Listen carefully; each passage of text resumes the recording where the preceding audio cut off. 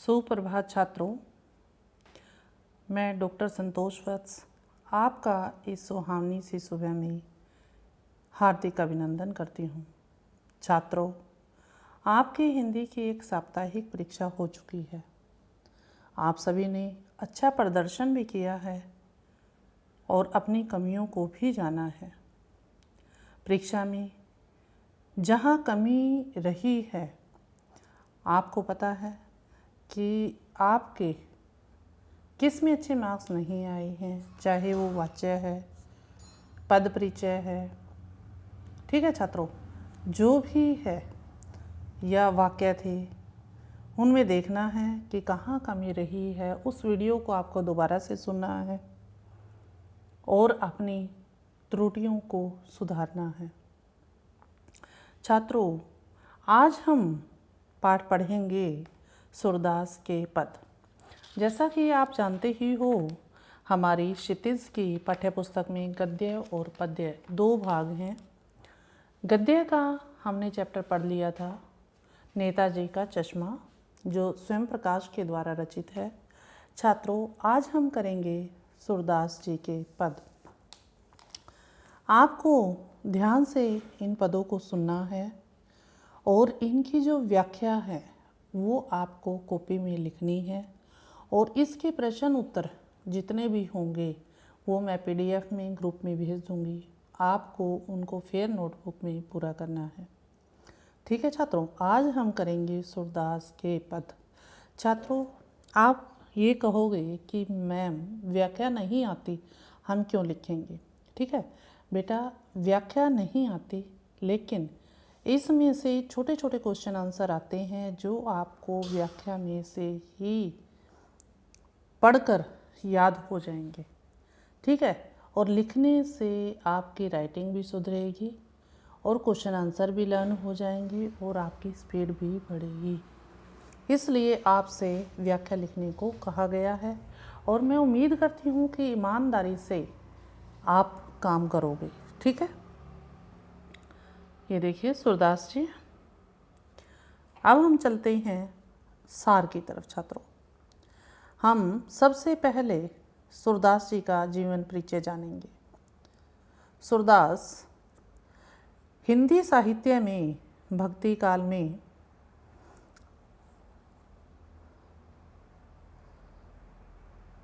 सूरदास हिंदी साहित्य में भक्ति काल की सगुण भक्ति शाखा के महान कवि हैं। महाकवि सूरदास जी वात्सल्य रस के सम्राट माने जाते हैं। छात्रों, इसको आपको याद रखना है। आपके पास रस भी आएंगे पेपर में, तो ये जो सूरदास जी हैं ये वात्सल्य रस के हैं।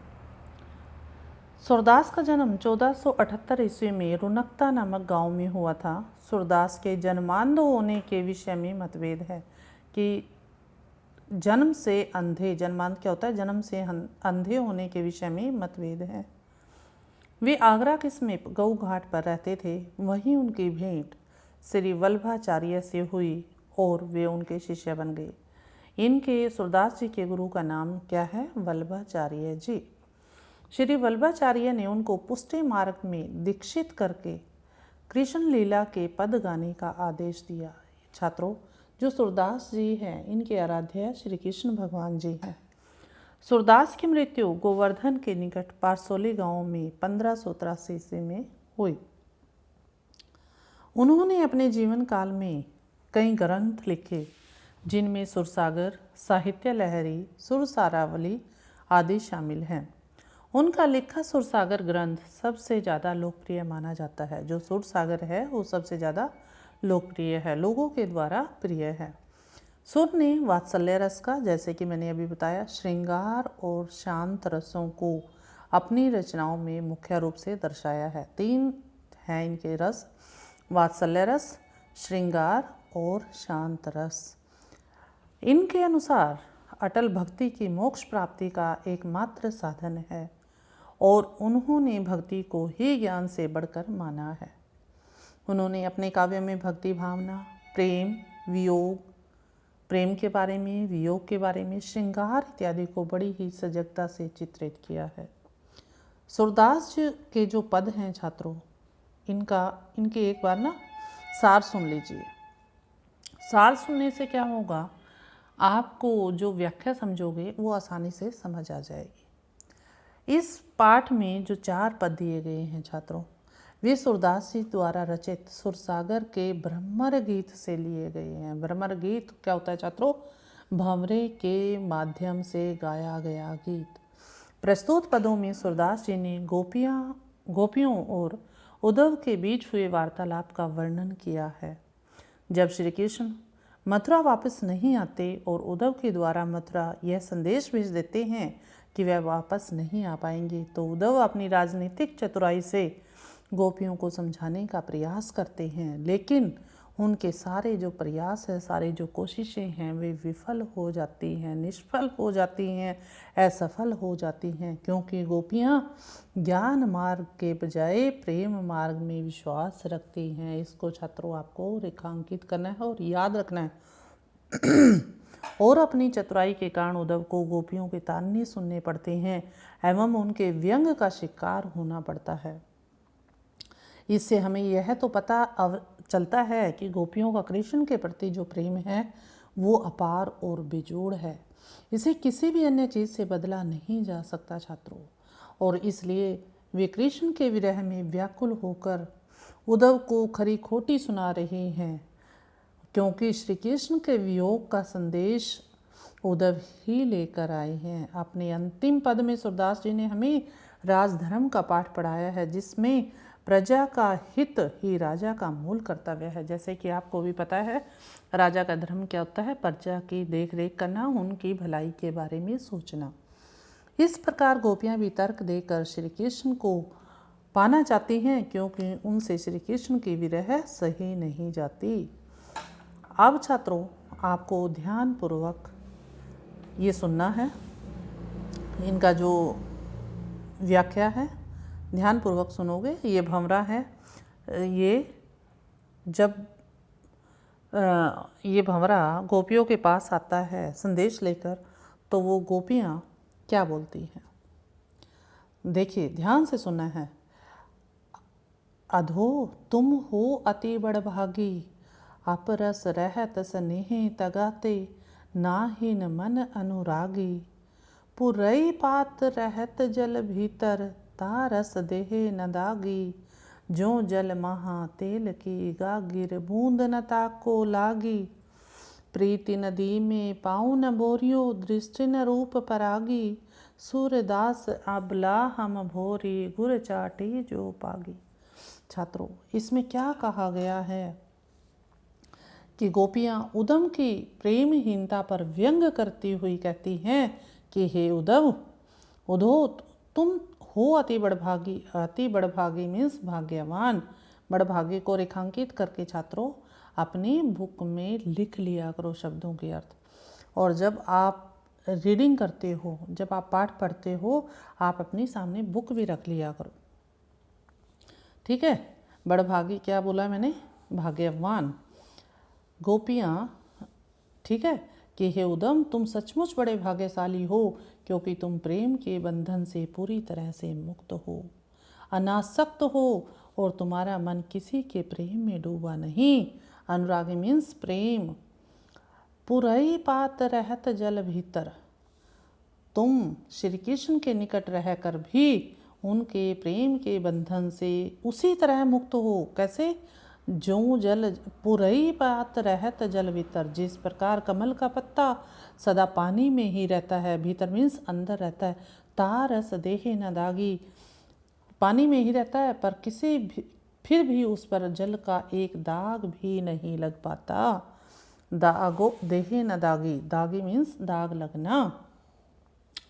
अतः उस जल को एक बूंद भी नहीं ठहरती। आगे देखिए छात्रों, जो जल महा तेल की गागिर, जो मीन्स जैसे, जल मीन्स पानी, महा मीन्स में, तेल मीन्स तेल की, गागरी मीन्स मटकी, बूंद न ताको लागी, तेल की मटकी को जल में डुबोने से उस पर जल की एक बूंद भी नहीं ठहरती। इसी प्रकार तुम भी श्री कृष्ण के निकट रहते हुए भी उनसे प्रेम नहीं करते और उनके प्रभाव से सदा मुक्त बने रहते हो।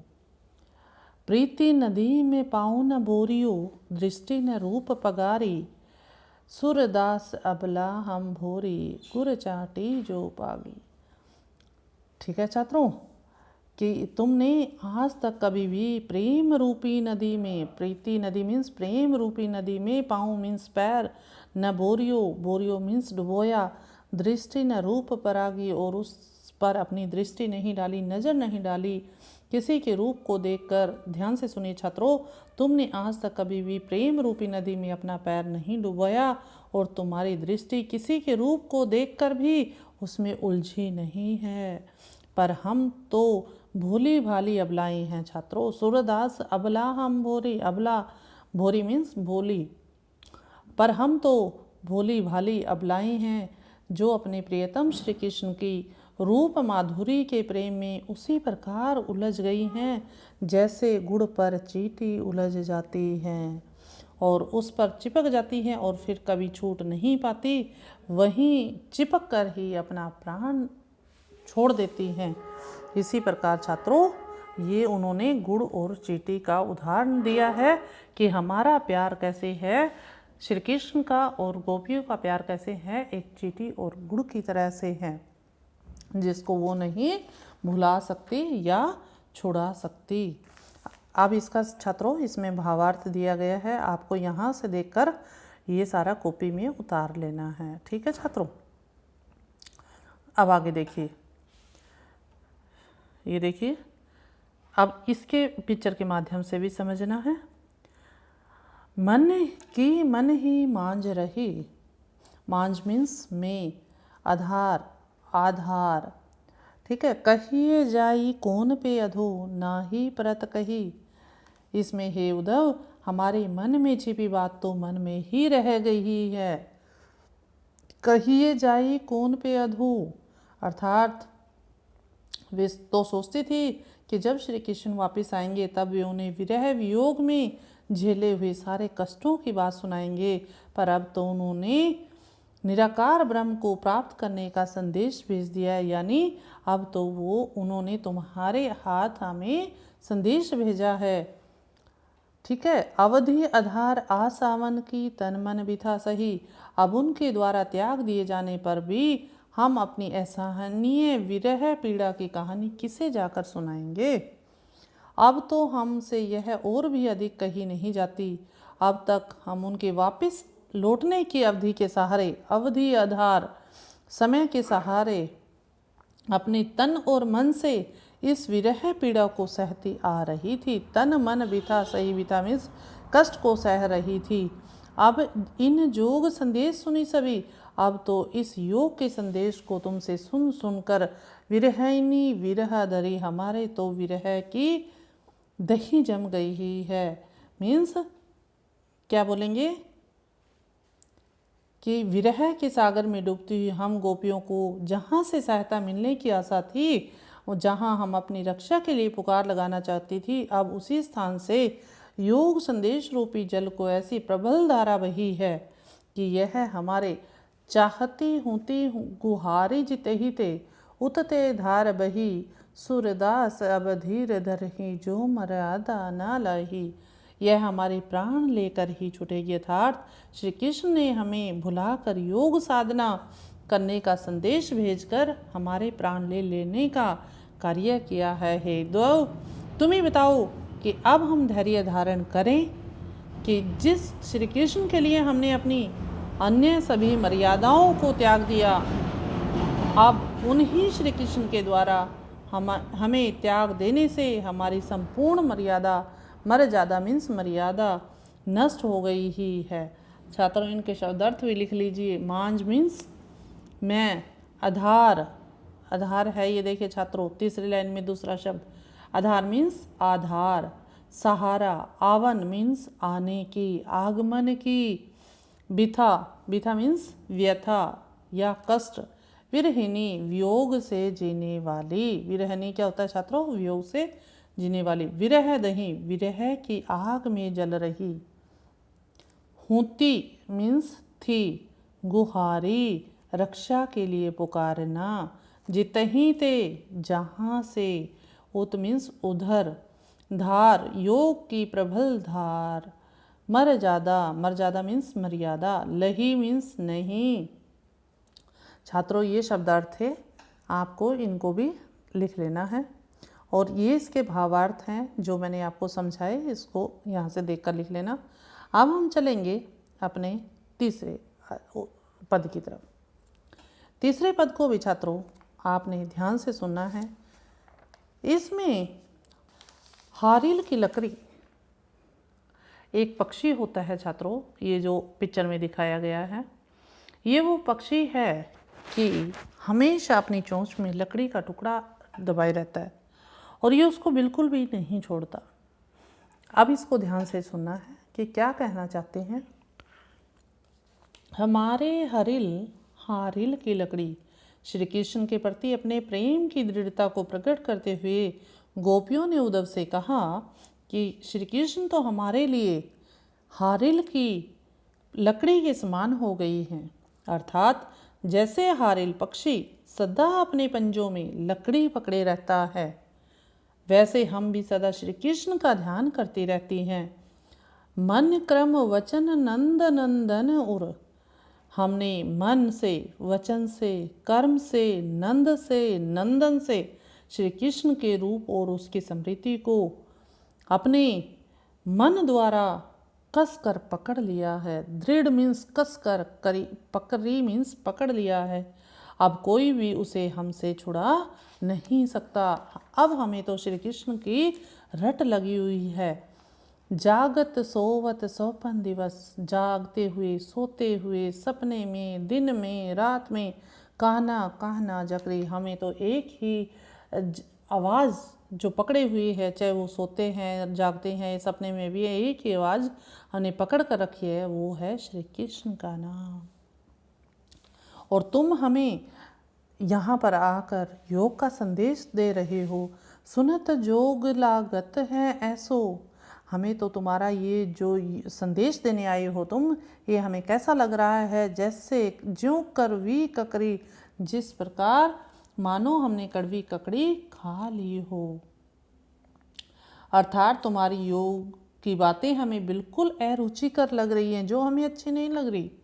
तुम तो हमारे लिए योग रूपी ऐसी बीमारी लेकर आए हो जिसे हमने सूतो व्याधु हमको ले आई। तुम तो ये योग रूपी व्याधि मीन्स बीमारी लेकर आए हो, और ये बीमारी हमने न कभी देखी है, न सुनी है, न करी, न सुनी है, न कभी देखी है और न करी भुगती है। यह तो सुर तिन ही ले सौंपी, हम तो तुम्हारी योग रूपी बीमारी से पूरी तरह अपरिचित हैं।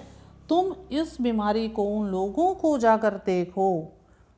यह तो सुर तिन ही ले सौंपो जिनके मन चक्री। छात्रों, गोपियाँ उद्धव को क्या बोल रही हैं कि जो ये योग रूपी तुम बीमारी लेकर आए हो, यह तो उन्हीं को जाकर सौंप दो, उन्हीं को जाकर दे दो जिनके मन चक्री, जिस प्रकार चक्री घूमती रहती है, जिनके मन अस्थिर हैं, उनको इस योग की ज़रूरत है, हमें नहीं है। जिसका मन चंचल है वही योग की बातें स्वीकार करते हैं। ठीक है छात्रों, समझे इस पैरे को। इसमें हारिल की लकड़ी का उदाहरण दिया है उन्होंने। अब ये भावार्थ हैं जो आपको अपनी कॉपी में लिखने हैं। अब हम अपना अगला पढ़ते हैं। हरे है राजनीति पड़ी ही आई। जब श्री कृष्ण भगवान मथुरा जाते हैं, ठीक है, अब वहाँ का कि अब तो वो राजनेता बन गए हैं, अब तो वो राजा बन गए हैं, उस टाइम का ये वर्णन है। अब देखिए छात्रों, हरी है राजनीति पड़ी आई कि ये मधुकर है भंवरे, समझी बात कहत मधुकर के। मधुकर क्या होता है? भंवरा।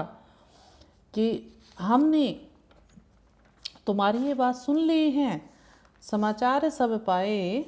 गोपियाँ श्री कृष्ण के द्वारा भेजे गए योग संदेश को उनका अन्याय और अत्याचार मान रही हैं और आपस में कहती हैं, समझू बात कहत मधुकर के, समाचार सब पाए। एक अति चतुर हुए पहले ही, अब गुरु ग्रंथ पठाए। क्या कहती हैं वो आपस में? अब तो श्री कृष्ण ने राजनीति की शिक्षा प्राप्त कर ली है, वे राजनीति में पूरी तरह निपुण हो गए हैं। यह भंवरा हमसे जो बात कर रहा है वह क्या तुम्हें समझ आई? क्या तुम्हें कुछ समाचार प्राप्त हुआ? एक तो श्री कृष्ण पहले ही बहुत चतुर चालाक थे, एक अति चतुर हुए पहले ही, एक तो वो पहले ही चतुर थे, अब गुरु ग्रंथ पढ़ाए। ठीक है छात्रों, और अब तो गुरु ने उन्हें ग्रंथ भी पढ़ा दिए हैं। अधो भले लोग आगे के, ठीक है, पढ़ा दिया। उनकी बुद्धि कितनी विशाल है, इसका अनुमान तो इसी बात से मिल जाता है। वह युवतियों के लिए योग साधना करने का संदेश भेज रही हैं, संदेश पठाए, योग संदेश पठाए, और वो हमें कह रहे हैं कि योग का संदेश पढ़ो। ठीक है, हे उद्धव, हम कहते हैं आपसे, अब हाँ, अब अपने मन, अधो भले लोग आगे के, पुराने जमाने के सज्जन लोग दूसरों का भला करने के लिए इधर उधर भागते फिरते थे। आगे के मीन्स प्राचीन लोग, पर हित डोलत धाए, इधर उधर भागते फिरते थे। पर आजकल के सज्जन तो अब अपने मन फेर पाइए, पर आजकल के सज्जन तो दूसरों को दुख देने और सताने के लिए यहाँ तक दौड़े चले आते हैं। हम तो केवल इतना ही चाहते हैं कि हमें हमारा मन मिल जाए, जिससे श्री कृष्ण यहाँ से जाते समय चुपचाप चुरा कर अपने साथ ले गए थे। हमें और कुछ नहीं चाहिए उद्धव। उनसे ऐसे न्यायपूर्ण काम की आशा कैसे की जाती है? वे क्यों अनीति करे अपुंजे, और अनीति छुड़ाए राज धर्म तो यह सुर, जो प्रजा न जाहि सताए। वे तो दूसरों के द्वारा अपनाई जाने वाली रीतियों को ही, प्रेम की रीत को छोड़कर योग साधना के मार्ग को अपना लें। यह तो अन्याय है। इसमें कहा गया है कि राज धर्म तो यह सुर, जो प्रजा न जाहि सताए। सच्चा राज धर्म तो उसी को माना गया है जिसमें प्रजाजनों को कभी नहीं सताया जाता। भाव यह है छात्रों कि श्री कृष्ण अपने स्वार्थ के लिए हमारे सारे सुख चैन को छीनकर हमें दुखी करने की कोशिश कर रहे हैं। ठीक है, ये इसका छात्रों पद दिया गया है, इसमें से आपको ये लिखना है। ठीक है, इसी से आपके छोटे क्वेश्चन भी बन जाते हैं, इसीलिए हम आपको ये पढ़ाते हैं। ठीक है, उम्मीद करती हूँ कि आपको ये समझ आए होंगे। ठीक है, अगर आपको इस वीडियो में कहीं भी कुछ भी समझ नहीं आया है, जब आप इस वीडियो को सुनोगे और इसके जो भावार्थ सरलार्थ लिखोगे, उससे भी आपको समझ आ जाएगा। अगर फिर भी नहीं आता है तो आप मुझसे पूछ सकते हो। ठीक है छात्रों, धन्यवाद। अगली वीडियो में हम अपने नए प्रकरण के साथ आपके समक्ष होंगे। तब तक आप इस वीडियो को बार बार सुनिए, प्रश्न उत्तरों का अभ्यास कीजिए और अपने स्वास्थ्य का ध्यान रखिए। छात्रों, अब हमारे 2 चैप्टर हो चुके हैं, एक गद्याखंड से और एक पद्याखंड से। ये आपकी फेयर नोटबुक में हो जाने चाहिए, और दोनों जो चैप्टर हैं, दोनों जो पाठ हैं, वो भी बेटा साथ के साथ याद करते रहिए, क्योंकि आप 10वीं कक्षा में हो। अगर आप साथ के साथ याद नहीं करोगे तो बड़ी मुश्किल हो जाएगी एक साथ याद करना। ठीक है छात्रों, धन्यवाद।